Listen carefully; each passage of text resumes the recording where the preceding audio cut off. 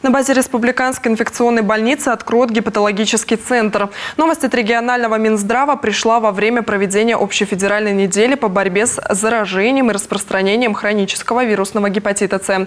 В профильном ведомстве поддержали идею врачей-инфекционистов, которые уже давно говорили о необходимости развития именно этого профиля оказания медицинской помощи.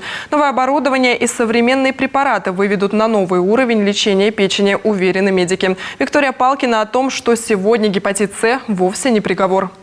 Печень как на ладони. Прибор FibroScan измеряет плотность печени. Раньше для этого проводились дорогостоящие сложные лабораторные тесты. Теперь после процедуры доктор видит всю клиническую картину. Аппарат сам выдает результат. Доктору в плане лечения хронического гепатита этот аппарат дает знания о стадии фиброза печени. Это нужно для определения, во-первых, прогноза пациента, есть ли у него цирроз печени, самое главное, и для определения длительности лечения. Лечение гепатита С, к примеру, может длиться от 8 до 16 недель, в зависимости от запущенности случая. Опасность этого заболевания в том, что выявляется оно зачастую очень поздно. Вирус долго живет в печени и не дает о себе знать. Раньше этот недуг тяжело поддавался лечению. Сегодня отечественные фармакологические успехи налицо. Очень важно диагностировать вовремя. Большой прорыв случился в сфере лечения данного заболевания, то есть препараты сейчас есть. Инфекционная больница закупает, предоставляет бесплатное лечение на базе дневного стационара.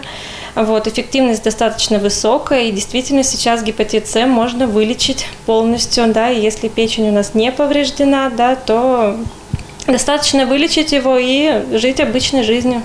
Лишь с конца 90-х ведется учет этой инфекции, и только в этом году разработали клинические рекомендации для лечения гепатита С. Впредь действовать врачам-инфекционистам будет проще. Правда, пока койки дневного стационара для таких пациентов есть только в столице Коми и Ухте, но лечение здесь могут получать жители и ближайших районов. Министерство здравоохранения нашей республики решило создать гепатологический центр, чтобы оказывать помощь таким пациентам, которые ранее не могли ее получить, где разработана маршрутизация, механизмы, как они будут получать эту помощь. На сегодняшний день это большая, хорошая новость, потому что ежегодно не менее 300 человек первично диагностируется гепатит С.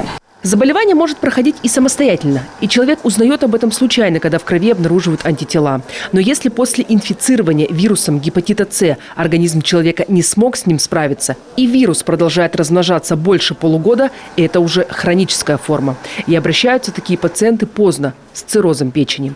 Для окружающих они не опасны. Передается вирус зачастую через кровь. Виктория Палкина, Иван Богомолов, телеканал Юрган.